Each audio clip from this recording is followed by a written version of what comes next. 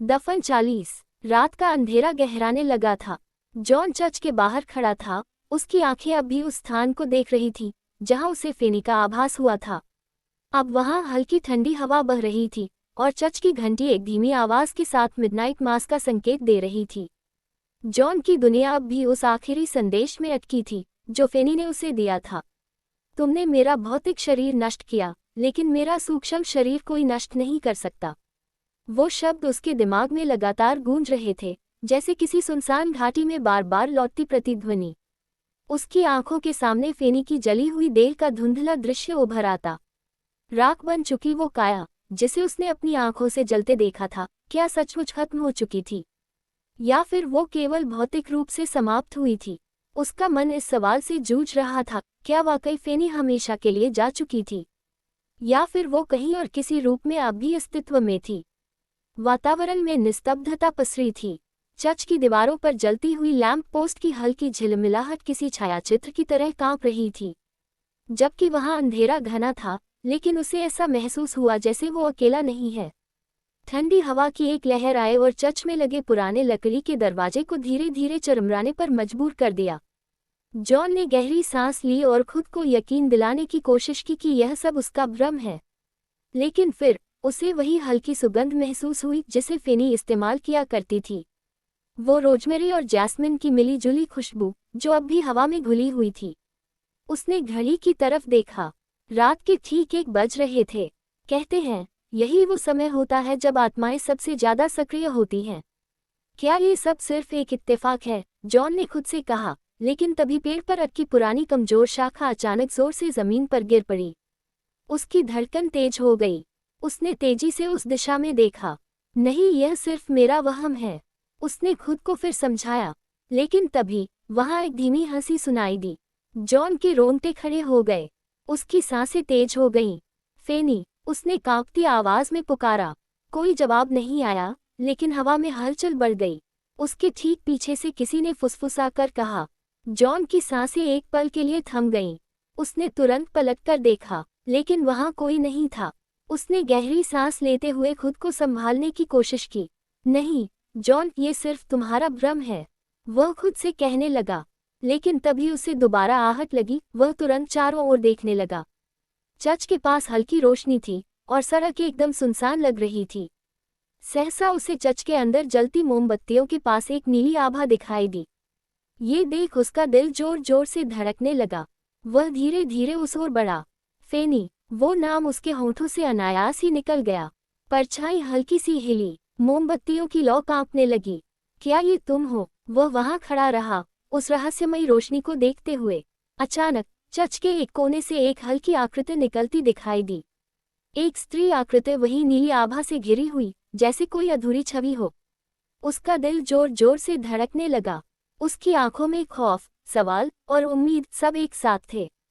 वह आगे बढ़ा। फेनी, उसने कांपती आवाज में कहा।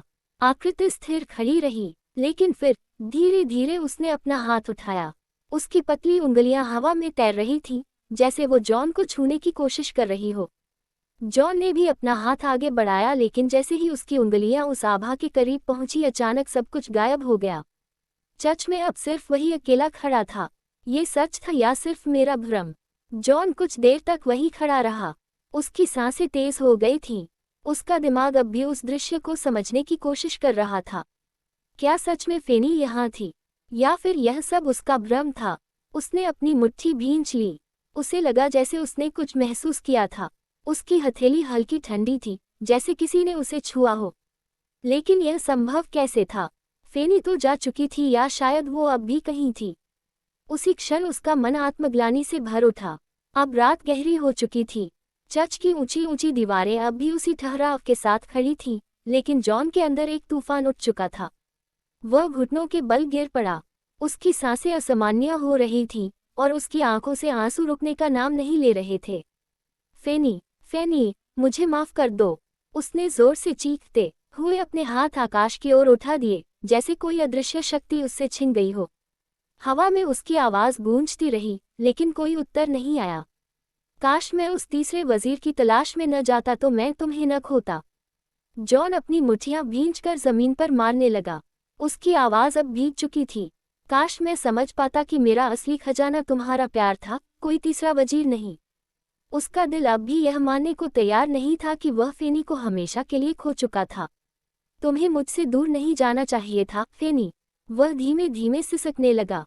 उसकी आंखों के सामने फेनी की हर मुस्कान, हर वो पल जब उन्होंने साथ बिताया था, घूमने लगे। कैसे वो पहली बार उससे टकराई थी, कैसे उसकी आंखों में रहस्यमयी चमक थी, कैसे उसने जॉन को धीरे धीरे अपने प्यार में बांध लिया था। और अब सब कुछ खत्म हो चुका था। जॉन की आंखें अब लाल हो चुकी थीं। वह पूरी तरह बिखर चुका था। तुम वापस आओगी न? उसने हिचकियों के बीच सवाल किया। कोई उत्तर नहीं, बस ठंडी हवा उसके गालों को छूकर गुजर गई, जैसे किसी ने हल्के से उसे सहला दिया हो। जॉन ने अपना चेहरा दोनों हाथों में छुपा लिया। अब उसके पास कुछ भी नहीं बचा था सिवाय पछतावे के, सिवाय इस एहसास के कि उसने खुद अपने प्यार को खत्म कर दिया था और शायद अब कोई भी जादू उसे वापस नहीं ला सकता था। जॉन की आंखों से अब भी आंसू बह रहे थे। उसकी धुंधली नजरों के सामने चर्च की मोमबत्तियों की हल्की रोशनी टिमटिमा रही थी। लेकिन तभी हवा में एक जानी पहचानी महक तैर गई। उसकी सांसें अचानक तेज हो गईं। वही खुशबू, वही एहसास, वही आभा। ये तो फेनी। जॉन के शरीर में एक झटका सा लगा। वह अपने गीले चेहरे को पोंछते हुए उठ खड़ा हुआ और उस दिशा में दौड़ पड़ा जहां उसे लगा कि वह फेनी खड़ी थी। रुको फेनी, मैं जानता हूं तुम यही हो। तेजी से दौड़ते हुए उसकी आंखों में सिर्फ उम्मीद थी। यही वो लम्हा था जिसका वह इंतजार कर रहा था। लेकिन तभी धड़ाम, वह एक जोरदार झटके से किसी चीज से टकरा गया और सीधे जमीन पर जा गिरा। उसका सिर जमीन से टकराया और उसकी पलकों के आगे अंधेरा छाने लगा। उसने अपने हाथों से सिर को टटोला, गर्म खून उसकी हथेलियों पर फैल चुका था। सांसें भारी हो रही थीं और दर्द अब सहने से बाहर था। उसकी उंगलियां लड़खड़ा रही थीं, लेकिन किसी तरह उसने अपनी जेब से मोबाइल निकाला और अनिकेत को कॉल लगाया। अनिकेत, उसकी आवाज़ टूटी हुई और बेहद कमजोर थी। अनिकेत जॉन की आवाज़ सुनते चौंककर तेजी से बोला, जॉन, क्या हुआ? ये कैसी आवाज़ आ रही है? जॉन कुछ कहने ही वाला था, लेकिन तभी कर धड़ाम, चर्च के अंदर की एक पुरानी छत का हिस्सा तेज आवाज़ के साथ सीधे जॉन के ऊपर गिर पड़ा। आह! एक भयानक चीख उसके मुंह से निकली और फिर अचानक सब कुछ खामोश हो गया। जॉन, फोन पर अनिकेत की दहाड़ गूंजी, लेकिन अब फोन से सिर्फ शोरगुल और गिरते हुए मलबे की आवाज़ें आ रही थीं। ये सब सुनते अनिकेत की सांसें तेज हो गईं। जॉन, तुम सुन सकते हो? जॉन, लेकिन कोई जवाब नहीं आया।